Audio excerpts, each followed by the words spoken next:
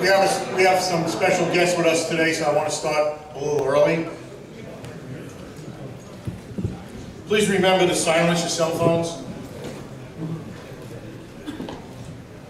On behalf of the Pro Football Hall of Fame and the Board of Directors of the Pro Football Hall of Fame Luncheon Club, I call to order the 16th meeting of the 62nd year of the Pro Football Hall of Fame Luncheon Club. Our invocation, followed by the Pledge of Allegiance, will be given by Tim Richard, Deacon at Martindale Christian Church and our club treasurer.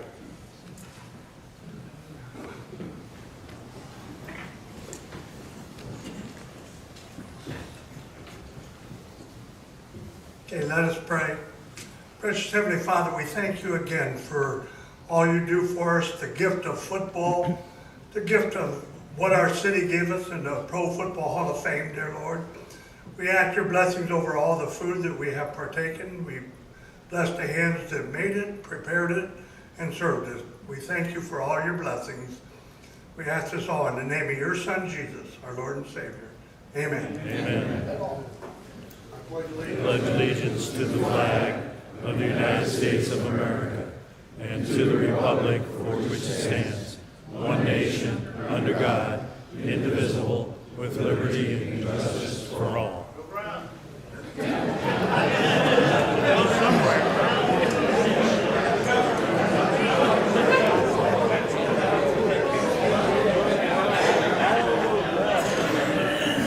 I'd like to introduce several special guests with us today. And I recognize we have in our presence Division I State Cross Country Champion from Lake High School, Danella Scheffler. Danella, please stand.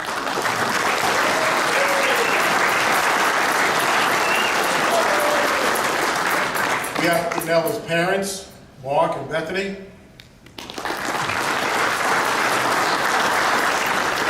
And we have Danella's grandfather, Will. And Danella's coach, Monica Bragg. We'll bring them up in a few minutes to say a few words. We also have joining us Adrian Allison from the Pro Football Hall of Fame. He's the Chief Relationship Officer. And we have Reggie Hodges, former Cleveland Browns punter. And we have Reggie's son, Christian, with us today. And TJ Downing down in the front from MSG Network. I'd like to recognize and thank our club sponsors, Aultcares Primetime Health Plan, Dr. Peter Ferguson, Liberty Ford, the Marion Motley Memorial Scholarship Fund, the Bistro of Green, and Wilkshire Golf Club.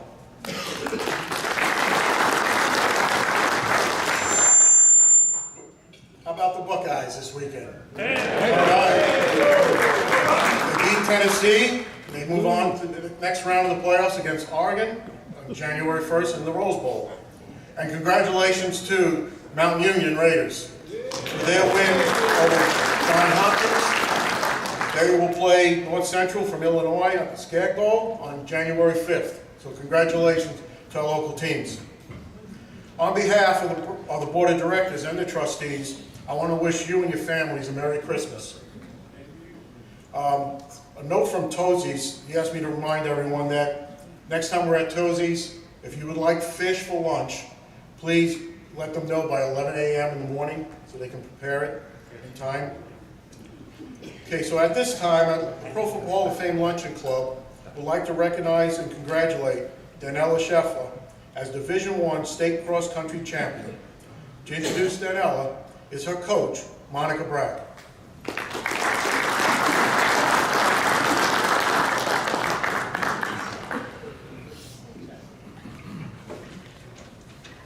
Thank you. It's an honor to be here today. As Danny's coach, I do get to introduce her, so I'm just going to go ahead and get started here. She's an extraordinary athlete, as we've heard. She's a D1 state champion. She's also a scholar and a leader in our community. She currently has a 4.5 GPA. She's involved in 4-H, gymnastics, cross country, indoor and outdoor track. Her dedication has earned her one of the most decorated, as one of the most decorated athletes in Ohio athletics. At this point, she currently holds 5 Ohio honors and 1 All-American honor between cross-country and outdoor track. And she also has 2 All-Ohio honors through the OAT-CCC, which is just an indoor for the state of Ohio. So some of her key accomplishments on the national and state level: she had an undefeated season this year.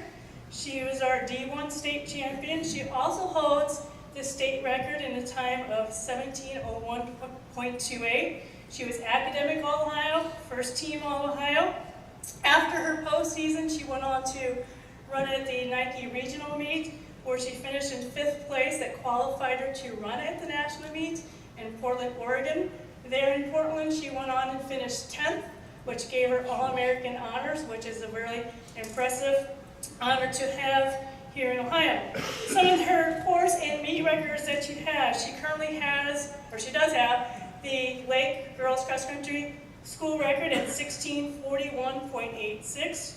She has a Federal League course record at 16:41, the Boardman Regional Meet course record at 17:20, the Worcester Invitational course record at 17:09, Malone Invitational course record at 17:41, the Stark County meet course record at 17:55, and the District 1 meet record at 18:06.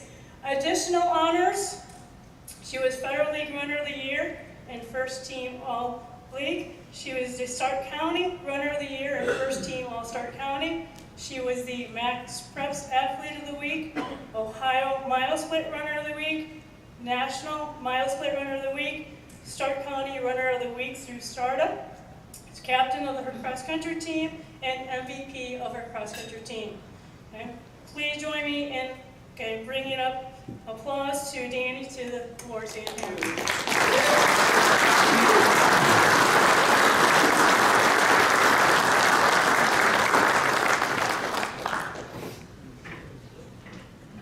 Everyone, thank you for having me. Thanks Coach Bragg for introducing me. But that was a lot, obviously. But when I think back about my senior cross-country season, kind of most of that flies under the radar. But what I think about most is one of my favorite pictures from the start line of cross-country nationals. The Midwest team is being introduced. They announce our names and we run out in front of the crowd.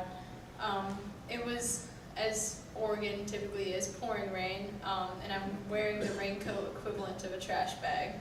I'm already covered in mud and I'm soaked to the skin and it's freezing cold, but the biggest smile of the whole weekend is plastered across my face. And I like this picture because it encapsulates the greatest athletic season of my life, both literally because I'm standing on the biggest cross-country stage I've ever been on before, and figuratively because I'm smiling in the face of the most uncomfortable, difficult task I'd ever had to do. But in getting ready for the race early that morning, I was terrified, probably more than I'd ever been for a race before. Because normally the goal is pretty clear. You survive in advance, you win the race, you set the record, but here, the muddy conditions made a time goal impossible, and shooting for a certain place really only depended on my competitors, and I had never competed against people that talented before. So on the bus, I shakily wrote Isaiah 41:10 down the side of my leg. It said, "Do not fear, for I am with you. Do not be dismayed, for I am your God. I will strengthen you and help you. I will uphold you with my righteous right hand." With this assurance, I knew I had nothing to lose except more energy wasted on fear, and I decided, since I had no idea what to do with this race, maybe the only goal was to not have one. This let me laugh as I warmed up in the rain and marvel as I stretched next to the best high school runners to ever do it. And during the race, rather than worrying about my splits, I got to splash through the puddles like a kid on a slip and slide. The circumstances were unsurprisingly similar to the morning I set my PR, 16:41, at the Federal League Championship at Jackson mid-October. I had just publicized my commitment to North Carolina State, which was a huge weight off my shoulders. Plus, the atmosphere at Feds is pretty special, because around every corner I can't help but smile in the middle of my 5K when I see the familiar face of a longtime fan cheering me on, no matter what school's colors they're wearing. I could have let people's expectations of me let me become complacent, or even let them mount the pressure of being the favorite. And in nationals, the challenge was being next to such talent I felt way out of my depth. Yet in both circumstances, I had to let go of these factors out of my control. It may seem lucky I had a great day when we were on a fast course at Feds to run a fast time, or that the mud at nationals gave me conditions that I happened to enjoy while others struggled. But no matter the conditions at nationals, they couldn't change the countless workouts from the heat of July all the way through snowy December. And if I woke up with anything short of the plague the day of Feds, I don't think it would have stopped my excitement for my last race with both the varsity and JV teams together.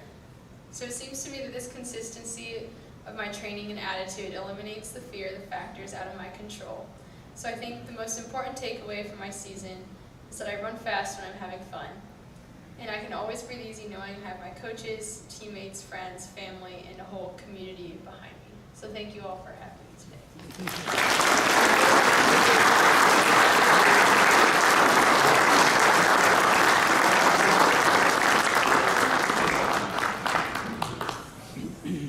Congratulations, Danny, for all of your accomplishments. Thank you for being here today.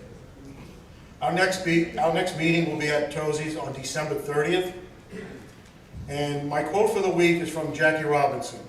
And I quote, "I am not concerned with your liking me or disliking me. All I ask is that you respect me as a human being." Unquote. Today's raffle winning jackpot is $155. So I'm going to ask Reggie if you would up here, please.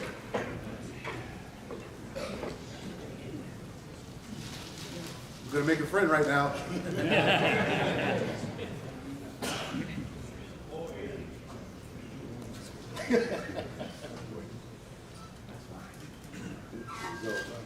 Best of luck. All right. The winning ticket is 321-584. 321-584.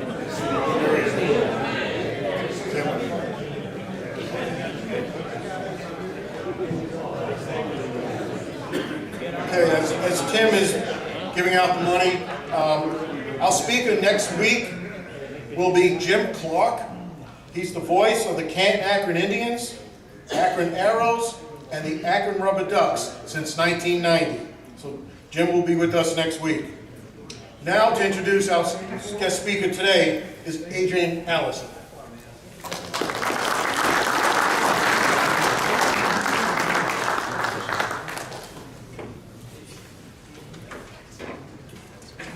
Good afternoon. Good afternoon. Good afternoon. First thing I want to do is I want to acknowledge that young lady here. Y'all said when she her GPA was read, you heard an audible gasp. 4.5 GPA, a national All-American in track, and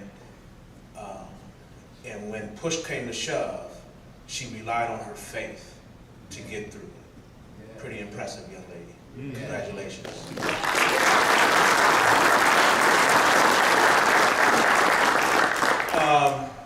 So before I introduce our speaker, I just want to, on behalf of Jim Porter, all the executive team at the Hall, to wish all of you a very, very Merry Christmas, Happy New Year. We are thankful for you. We are honored to have you as part of the Hall of Fame family.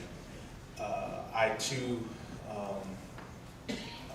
feel a little bit better that the Buckeyes decided to do what they did on Saturday.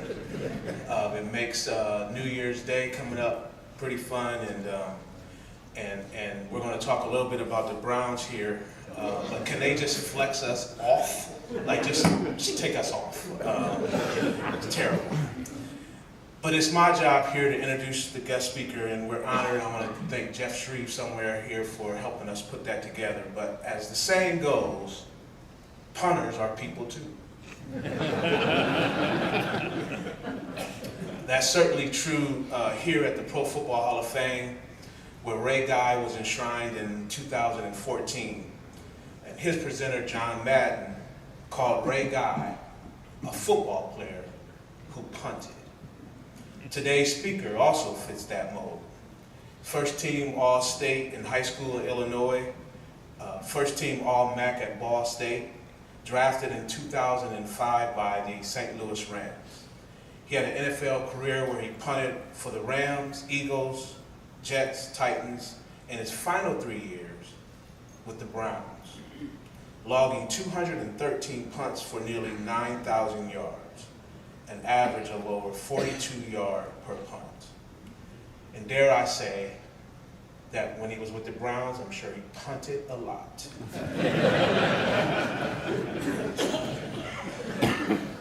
Now, one thing that us Browns fans will probably remember is that he had a 68-yard run on a fake punt in New Orleans in 2010, and it helped lead the Browns to a 30-17 win.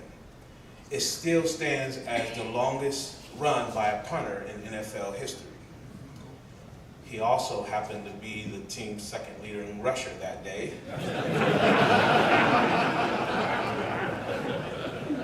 Peyton Hillis had 69 yards, and he needed 16 carries to get there. Reggie lives in Columbus with his family. His son is here. I think he has 2 other siblings, if I'm correct.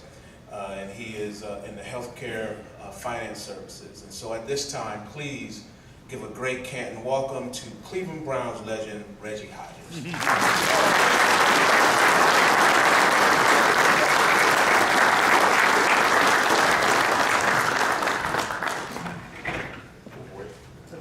Hi, thanks for having me. I appreciate this. This is quite the honor. I've learned a little bit about the Luncheon Club over the last couple weeks in preparation, talking to Jeff and getting to know some of the guys here. This is a wildly impressive group.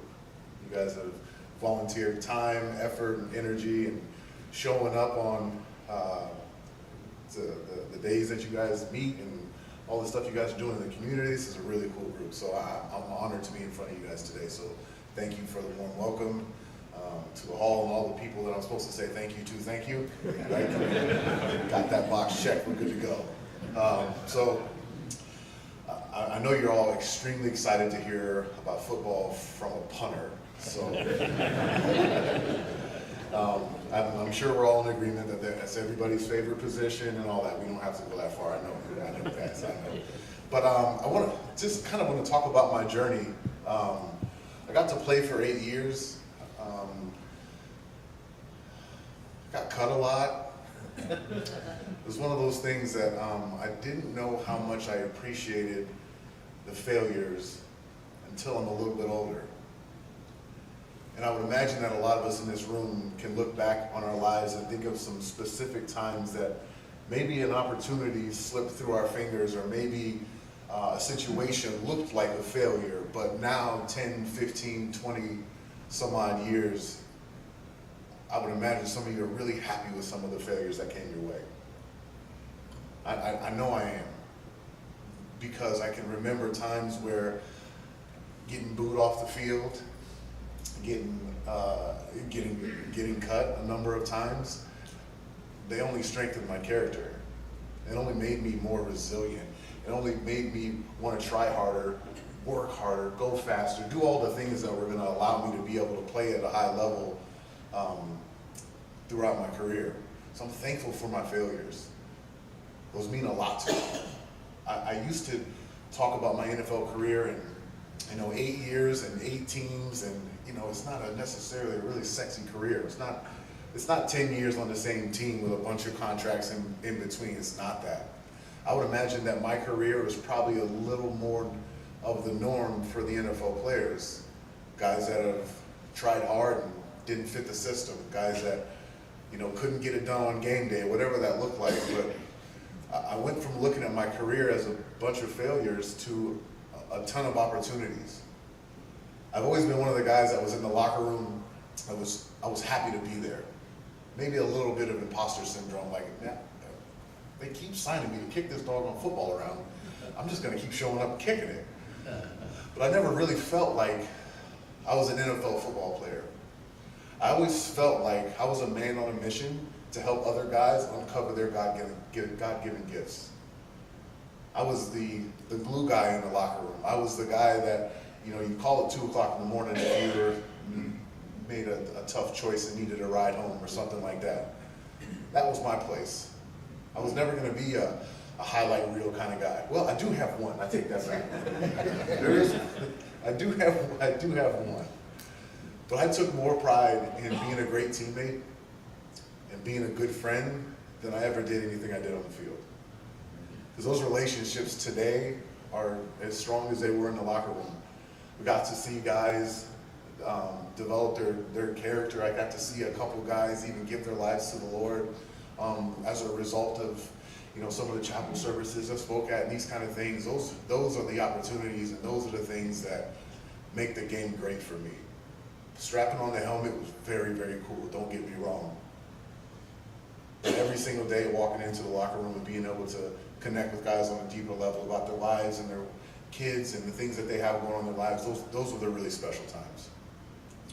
Interestingly enough, football was not my first sport, my second sport, or my third sport. I kind of fell into football.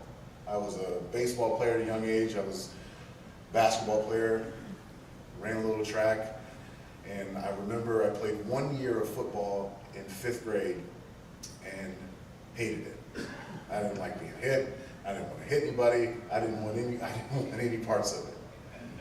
But all of a sudden, I hit a growth spurt, and I've been 6 foot, 185 pounds since I was in 6th grade. I've just been that big kid.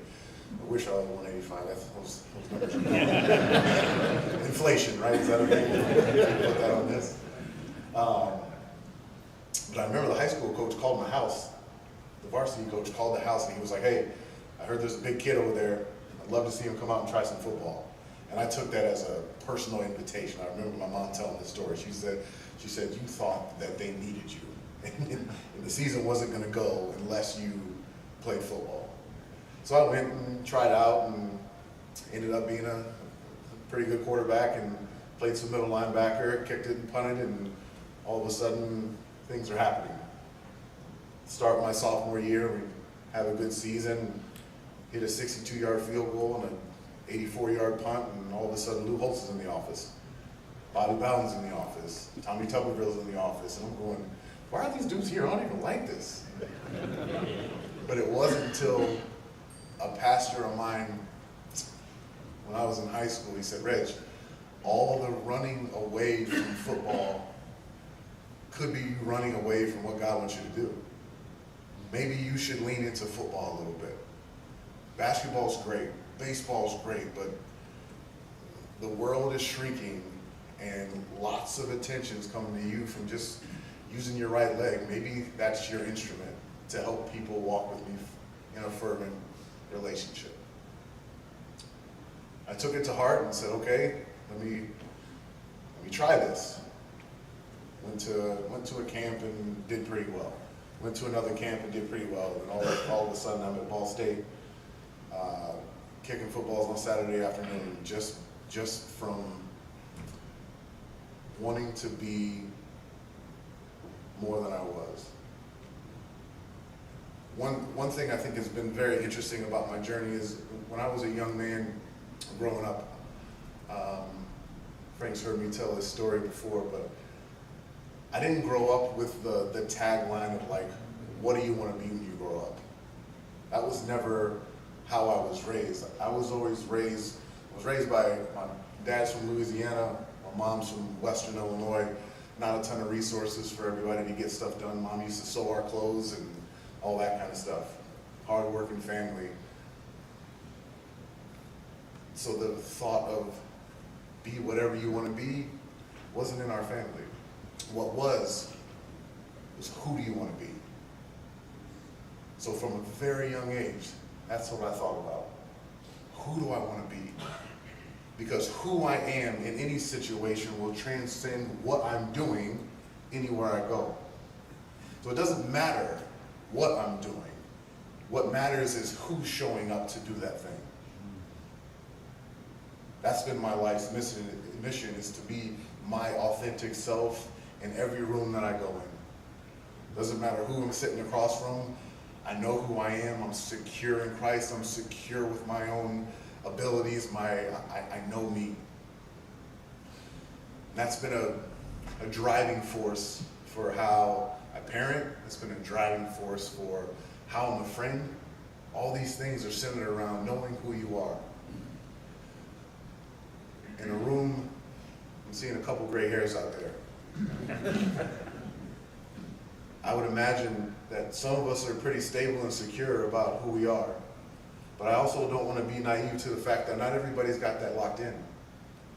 I think what I see as I travel across the country and speak and I'm in front of groups of people, identity's a really challenging theme right now. And what I think is important is for the folks that are, maybe got a little salt and pepper in their hair, we need to be telling folks and teaching people to lean into who they want to be. And maybe pivoting away from teaching people how to run down a career path. I just would wonder how many of us have sat with that thought, maybe laid in bed and went, you know what, I know exactly who I am. I'm secure in this area. I'm a great dad. I'm a great wife. I'm a great whatever that looks like. The majority of people don't. And we see that across the landscape of our society today. There's a lot of folks running around, have no idea who they are, therefore they have nothing to bolster their lives to, and decisions are being made from a position with no identity. But I think what we all have is an excellent opportunity to be our authentic selves, to share who we are with the world, and it's attractive. I can't wait to hear what this young lady does with all the accolades that she's accumulated, a great family, a great system that's set up, all the talent in the world. It seems like there's some identity in this young woman. I was super impressed by you. That is so cool.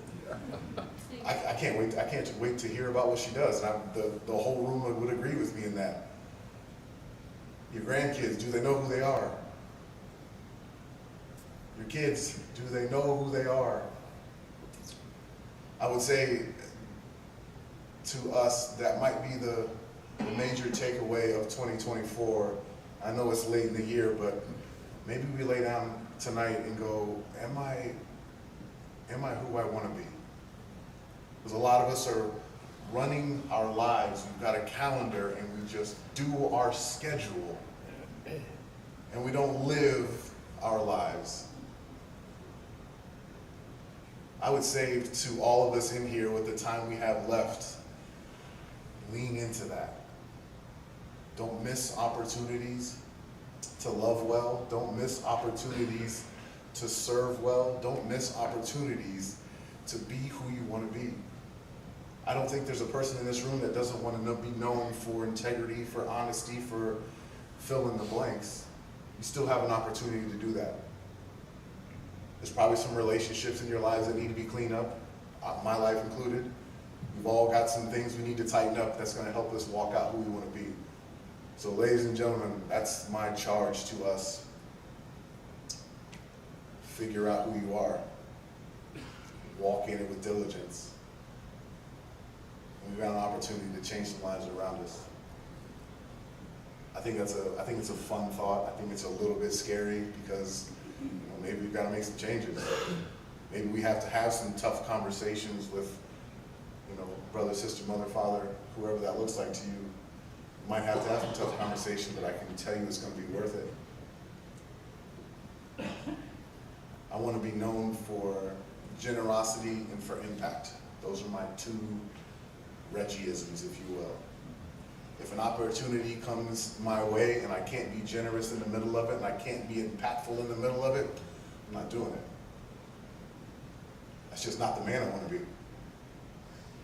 I exercise those two thoughts in football, specifically here in Cleveland. We had a couple of really fun years with guys who wanted to serve. We got to do some cool stuff with the city mission. And put on a banquet much like this for a group of homeless folks, and it was awesome. I won't brag about football, I just won't, but I'll tell you what we did in the community, because we changed some lives. We pulled up to the city mission with a bus, and I had the stadium lit up and had a banquet set up for these guys, and we said, anybody who wants to come to the Brown Stadium for dinner can come. Brought 60 guys and girls, and they were the honored guests. I had a bunch of my teammates that were willing and ready to serve, and we put on tuxedos and served them. Never seen so many people feel so seen and heard and loved just by someone who's audacious enough to actually live out who they say they want to be. That's not a pat on the back, Reg. I hope that's encouragement to you. Because I didn't do anything special. I just lived out who I said I was going to be. I wanted to be generous, so donate some food. I wanted to have impact, so let's bring some guys to the stadium. A lot of these gentlemen, maybe they sat outside the stadium, maybe they took a nickel or two from you, but they've never been in there under the lights. They got to do that. Just because someone wanted to love well and serve well. Yeah. These opportunities are in front of us every single day. My charge to us is maybe pick one up.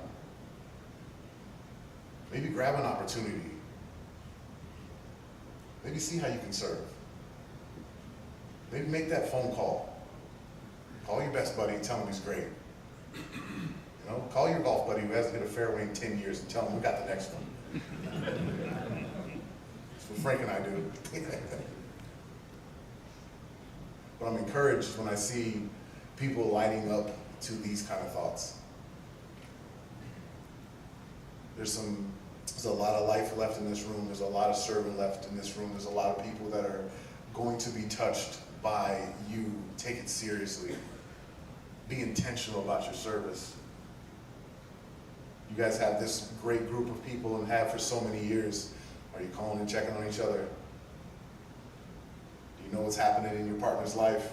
Do you have an opportunity that maybe you can send cookies or whatever that looks like? Figure it out. There's so many relationships in here. I hope you guys are strengthening the relationships every single week. What a powerful group. What a powerful time that you guys have in this Luncheon Club to affect some real change in the community and in your own lives. I hope that's something you guys hold dearly. I hope that's something that you guys treasure. I want to tell you briefly about my favorite quote-unquote failure. I was playing for the, I gotta pick which time I got cut. I was in Seattle, and I thought I was gonna win the job. They had drafted a punter in front of me, and I was in year 2 going out there. He had a significant injury, and I was like, this is my job. And then all things circle back around, the kid's getting healthy, and they just invested a pretty significant amount of money in him, and they decided, Reggie, we're gonna let you go. Got off the plane, and this dude was in the car.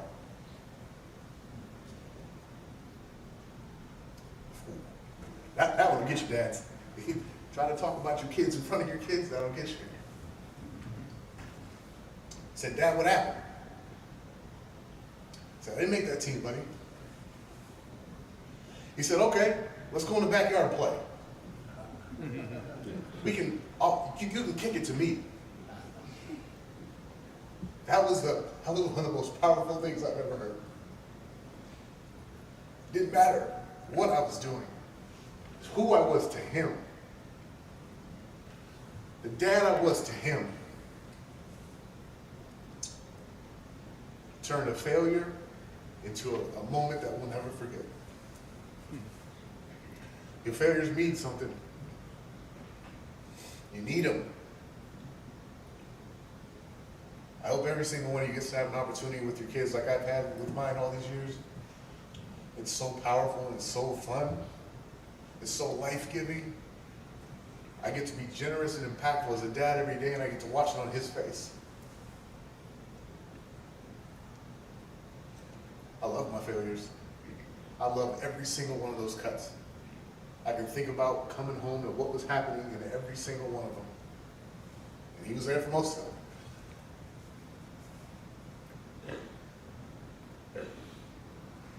The opportunities in front of you guys to love well and to serve well. We're heading into 2025. I hope you all have had a wonderful year.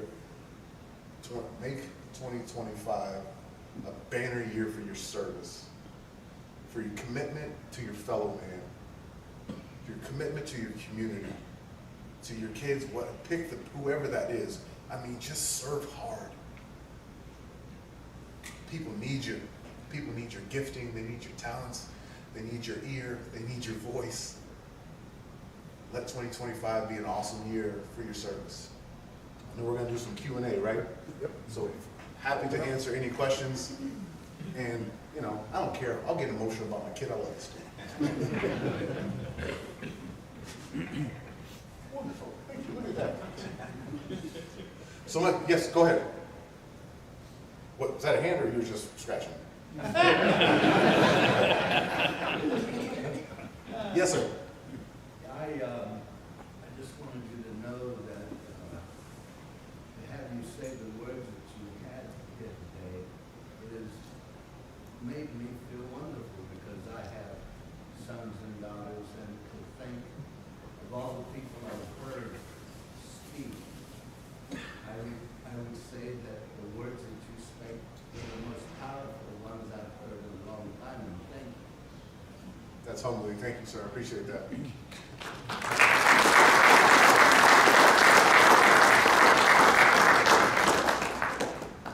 Yes, sir.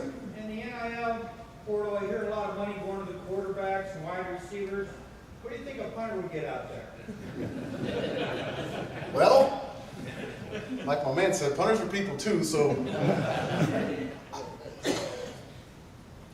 I don't think much, honestly, from the school. I mean, it's only an investment until it's proven that it's a disaster, right? Nobody's thinking about the punter until he hits one out of bounds and it goes 13 yards. No one's thinking about the kicker until he pulls one left in overtime, right? That kind of thing. So, you know, maybe we should start another group and start working on some NIL for punters, which is, you know, it might be just sandwiches, which is fine, right? Figure out something, but I don't think there's going to be much going on there. I saw a hand. Yes, sir. In your NFL career, did you ever have to tackle a punt returner? Yes. 5 for 6. One was embarrassing. I got caught on the sideline with one of those jitterbug kind of guys. You guys know the name Roscoe Parrish? He played after Devin Hester. Oh boy, he was quick as lightning. I hit him. It was my fault. The ball was supposed to go to the right, and I cut one down the middle. All my coverage is going this way. He catches it and comes to my left on one-on-one with the sideline. That didn't go well. He likes to make fun of me for that one for a lot. 'Cause there's a bad picture on the internet where I'm leaning and going this way. He is not in the vicinity. But the rest of the guys got him on the ground. I was happy with that. Yes, sir. Did you ever try the field goal kicking? I did. I kicked in high school. I was good, but I was just a way better punter. Just flat out. The motion, I don't want to nerd out biomechanically, but the swing patterns are significantly different, right? I've got good ball skills, hand-eye coordination, good, so punting just kind of made more sense for my ability. There's not a lot of 6 foot, 230 pound kickers. So it just like my body was built for punting, so stuff locked in there. Yes, sir. Were you, with punters being honorable when they kick it, having roughing and running into, tell us about getting run into or being roughed a little bit. So the question was, talk about getting bumped into, run into by some of those guys. I'm dumb enough to be prideful enough to go, you know what, I'm a football player too, I can take this. That was foolish. I learned really quickly to just like fall or get out of the way or whatever, because I cracked a rib making a tackle after a block punt. I was playing for the Eagles at the time. You guys know the name Brandon Jacobs, running back. He went to Southern Illinois University, 6'4", 260, just a massive human. For some reason, he was on their punt return team for the Giants. So David Tyree, helmet catch David, beats our guy here, comes and blocks the punt. It's on the ground over here, I see it, run for it. Jacobs picks it up, starts running down the field, try to strip, grab his legs, and his cleat, right here, it just landed on my rib and cracked ribs. I should have just left it. There's plenty of guys out there that will pick that thing up. What on earth is the punter doing, trying to be a superstar, trying to, make a play, all those things? Let the football players figure it out, right? That kind of thing. So that was my philosophy now that I know is just get out of the way, let the big boys do. I'll do my highly skilled position. If I do it well enough, no one's gonna touch me, right? If I hit it high enough and where it's supposed to go, I should have a year where I don't get touched. Clean jersey, mom doesn't have to do laundry, right? All that kind of stuff. Yes, sir. Yeah, why does it seem the NFL have a theory to put the ball down the middle of the field on a punt? Why don't they know what the coffin corner is? So he said about the coffin corner versus hitting it down the middle. So it's just a change, in my opinion, it's just a change in era. So I was from that time where we had to hit it to the right or to the left. That's what we did. Our whole scheme was centered around, if I'm hitting the ball to the right, my left gunner is going to take an inside release, and we're funneling everything that way. That's how we did it. I think the league got excited with a couple guys. A guy named Shane Leckler, who I think should be a Hall of Fame guy. He was known for, just hammering it down. Whatever hash he was on, hit it high, hit it far. And I think for 16 or 17 years, he averaged over 50 yards a punt. It's incredible. That impact, I think, told a lot of special teams coaches, if we just hit it as far as we can, if we wind up with a 60-yard punt and give up a 10-yard return, 50 yards a net, it's not bad. Whereas what my skill set was hitting it to the right, I'm hitting it 48 yards to the right, give up 6 to 8 yards, the nets are different. So I think they just went bombs away and said we'll live with, hopefully a higher net just based on kicking the ball further. That's where I think it went. Sir?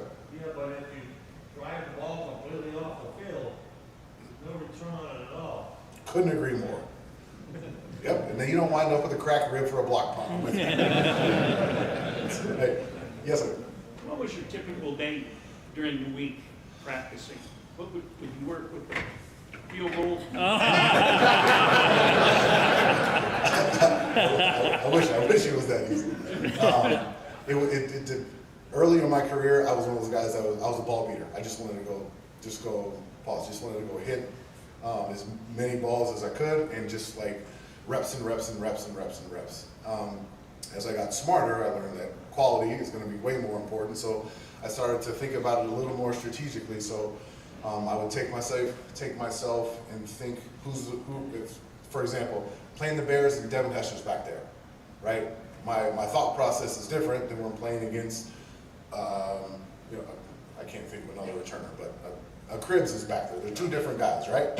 So I need to make sure that my game for whatever game I'm playing is dialed in per returner. That's going to help. So I would never hit a 50-yard ball with anything less than 5-2 hang time to a guy like Hester. It's just too much space. So when I see Chicago, I like 42 yards high and just enough for him to feel bodies around him, that kind of thing. So a lot of what I did during the week was tailored around who am I playing, what do I need to execute, where's the wind going to be if I'm playing here in Cleveland, that kind of stuff. So it was all centered around like a targeted approach versus just going out there to kick balls. Sir? Our long snappers, it's just a standard routine thing, the same every time across different players, or are there subtleties in that kind of teamwork with the long snap? Yeah, there's definitely some subtleties, and it's dexterity's a big deal. A left-handed guy, ball spinning out and is falling a different way versus a right-handed guy, that kind of thing. The pace at which the snap comes back forces me to either speed up or slow down, that kind of thing. The total get off on a punt from snap to kick should be, depending, 1.87 to 1.99 is what the operation should be. So if I've got a .8 snapper, right, I know I need to be a 1-2-2 guy. If I've got a second snapper, I need to be like a 1 second guy, that kind of stuff. So there's some pace things that happen based on how good the long snapper is. If we're offsetting, if he's a guy that can hit a hip, or I just need to give him like keep it on my frame, that kind of thing. So there's some. You guys didn't know a punter's got that nerdy, did you? There's a little bit of skill back there, I promise. It's not just catching and kicking. We're thinking about what we're doing to a degree anyway. But yeah, that makes a big pace is the biggest one, because I've got to make adjustments based on how fast or how slow the snapper is. Yes, sir. One of you. Red shirt. Red. There we go. I see a lot of these punters today run 3 or 4 steps one way before they kick, but I'm puzzled by it. It looks like they're dropping the ball point down. Yeah. That's a big change from what I remember from years ago. What's that all about? I hate it. I'm with you. It's gross. I think it's lazy, and I'll tell you why. You don't have to coach it, right? If you're just snapping and running, and you're just going to slap it, and it doesn't really matter where it goes. They're not the coffin corner's out. They're not worried about necessarily. Let me take a step back here. Hitting the ball the maybe traditional way, the stuff we grew up with, right? It takes a lot of skill, and you've got to be able to position guys, right? Because we start in that 7 front, right? You can't run out in that. When the wide stance, everything's spread out across the field, and the punter wants to take off. That causes the defense to delay a little bit in the rush, which gives them actual time to go do this. Guys aren't running down the field as far and as fast because the ball's not out yet, and they're not worried about how far or how high it goes. They just want to give up as little return as possible. Now, what's interesting, I think, is as we get into the colder games, like the Penn State SMU game, you might check that out. I'm sure you guys were watching the punters in that game big time. It's 15 degrees, winds blowing, and you're trying to roll out and hit an end-over-end punt.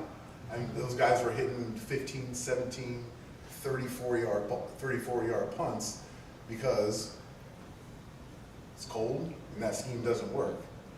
The skill set, which makes it important to me, is that spiral, right? If you got cold and wind and all that kind of stuff, and you're hitting a ball that's rotating like this, obviously the wind can get on it more and beat it up.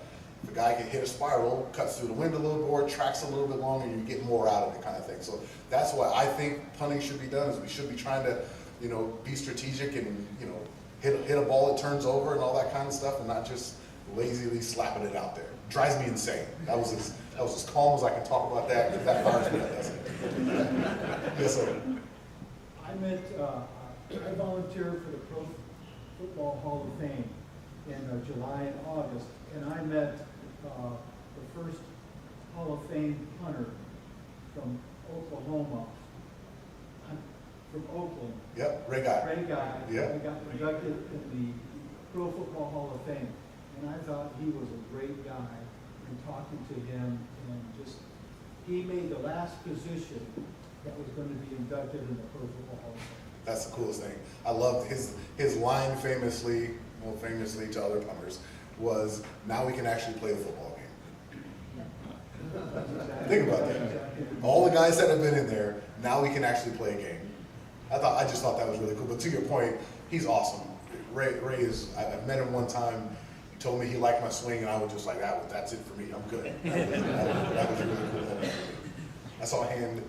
Yeah, we've seen the evolution of the long field goal now. They don't think twice about a 55, 58-yard field goal. Has punting evolved, or are they getting more distance than when you were playing? Significantly more. The guy. Technique? No, they're just bigger and stronger and figuring it out. Just to your point, evolution, right? Things just, think about the evolution of the 100-meter dash, right? 50 years ago, if a guy ran a 10.5, it was like, oh my goodness.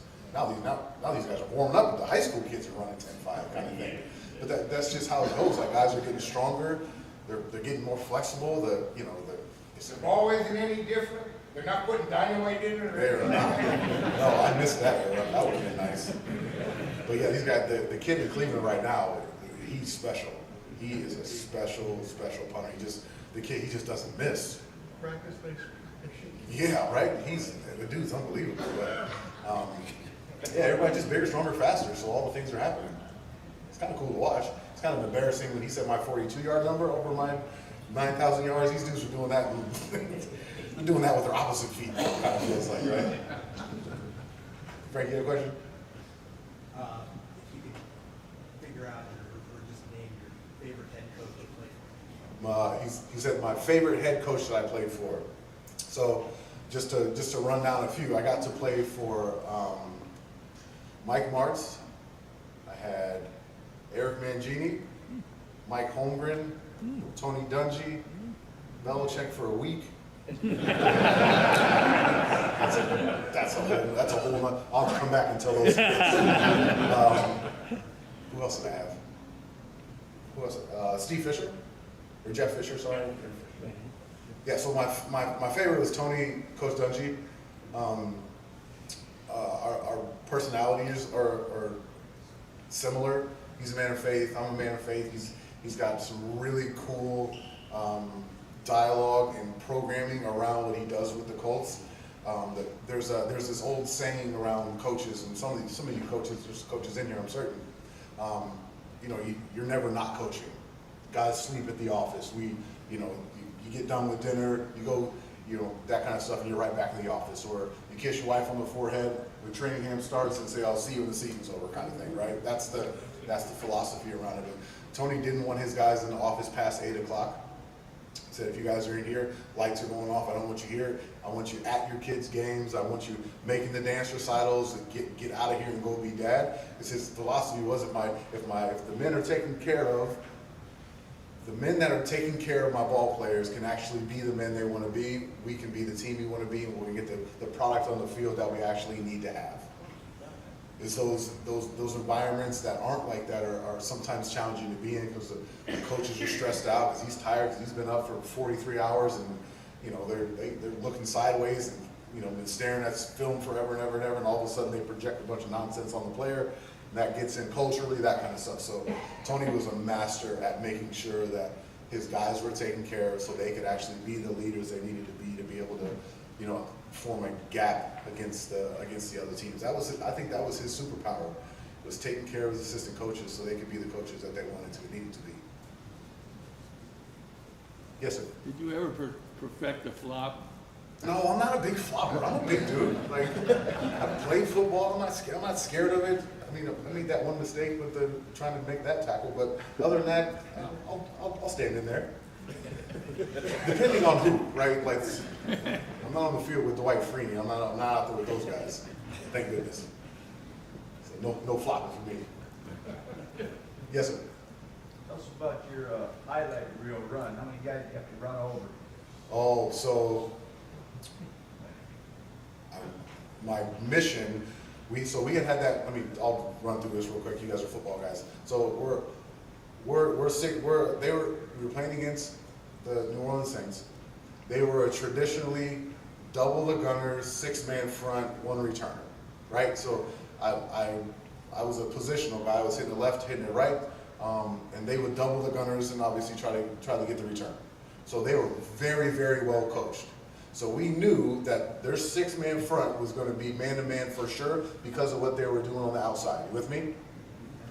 We literally took our guys, took 2 drop steps, and had everybody run to the opposite hash.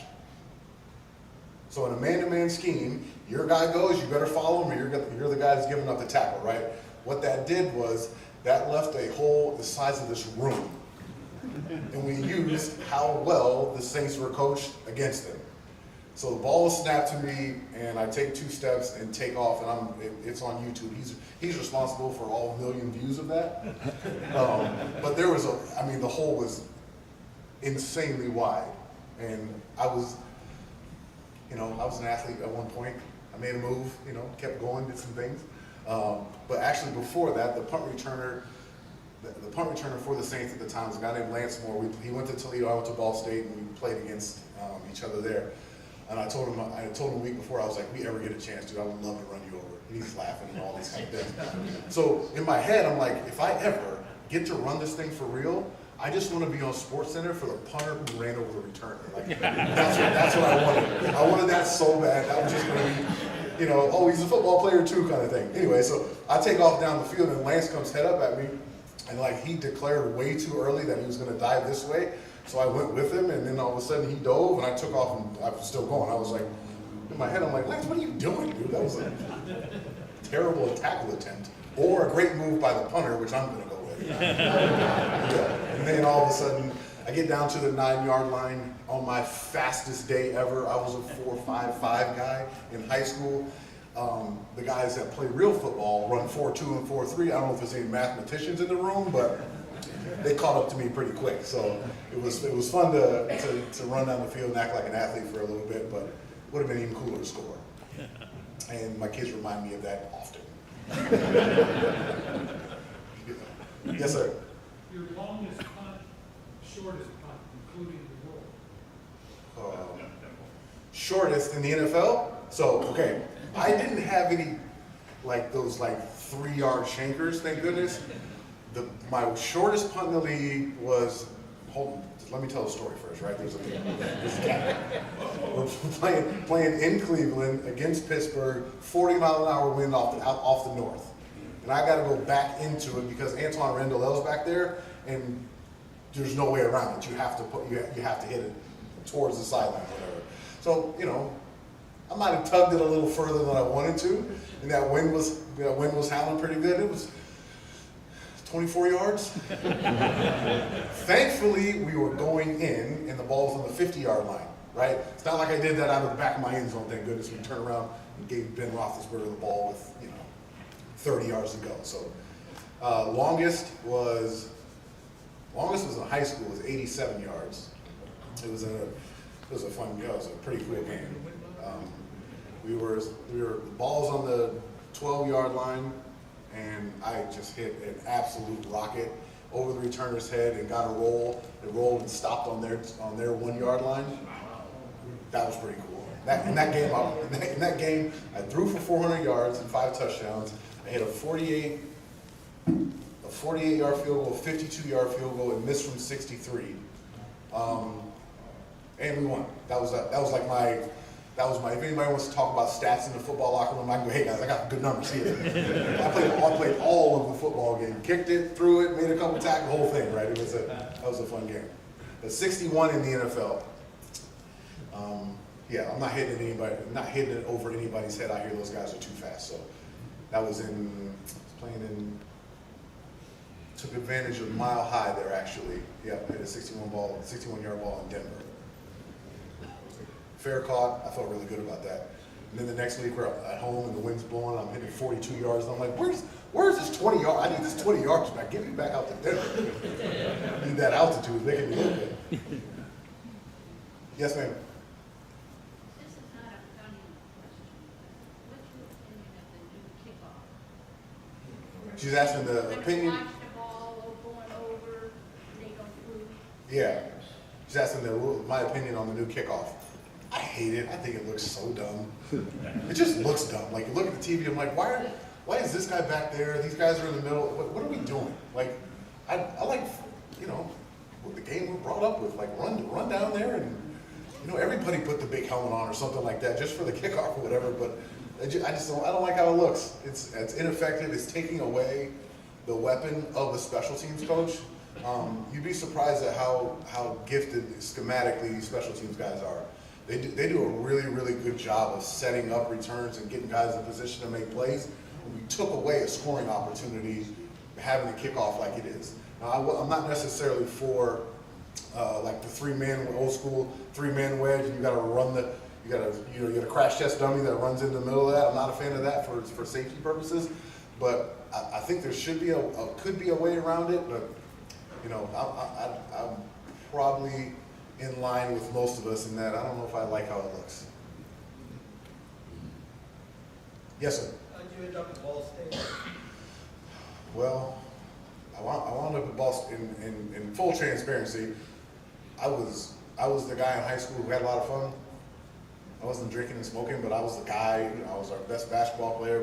I was that guy on our campus, and I didn't lock into school as well as I should have. I just kind of wound up at Ball State because after every school in the country was after me, all the big ones, and couldn't get in everywhere. Notre Dame, when Lou Holtz came to see me, he asked for my transcript, and he was just like, all right, I wasted a drive here. Like, I couldn't get into Notre Dame, so that kind of thing. So Ball State was the only school that stuck around to let my GPA, my ACT scores, and all those things level out so that I could actually be eligible to play in college. I needed, this is embarrassing, I needed 6 A's and a B my last semester of my senior year to get into anywhere. And Ball State was the only school that stuck around to see if I was going to make it. So, go Cardinals, right? Yeah, I can take one more. Yes, sir. What was your Belichick story? Oh boy. Well, I played for the Jets, and we couldn't come to contract and all that kind of stuff. They wanted to go younger. I was getting older, so they cut me. This was right after week 4, that gap between week 4 and week 1 of the regular season with me. So there's like a 10-day gap before they start the regular season. I was in New England during that time. I get in there and it's tight and it's tense, and that's a way different environment. But he called me in the office and he was like, all right, this is what you have to do. He was like, these are the metrics that I need out of my punter. I need 43 left, I need 46 right, keep it out of the middle. If you have to, I should be able to see a 50-yard ball down the middle. And he said, you got a week of practice here. If you hit these metrics and we average them out, you'll punt week 1. Well, I had a phenomenal week. It just felt like everything was on my back. I went 52 right, I went 48 down the left, and I went 60 down the middle. I mean, I was hammering the ball all week. It felt so good. I got comfortable. 2 lockers down from Tom Brady. It was Randy Moss was in that locker room. It was a really, really star. It was in the heat. It was 08, 09, so they were on their run. That roster was unbelievable. Those guys were. It was a really cool locker room. So I felt great about it. So I'm going through the walkthrough on Saturday morning before we open in Kansas City. I don't even know what guy's position. One of the guys that works in the front office came downstairs. He was, hey, Bill wants to talk to you, and I was like, oh, sweet, about to get my how you doing? Really happy here, that kind of thing. So go in the office and sit down in front of him, and he goes, we're going in a different direction. And I said, Coach, what? Like, you just told me if I hit the metrics, like, job's mine. He looks over my shoulder to his assistant. He's like, Marcus, where are you going? I said, back to Fort Wayne. He's like, get this guy on a flight to Fort Wayne, Indiana. Thank you. And then walked away, and I was just like, this is what we're doing? But yeah, that's my Belichick story.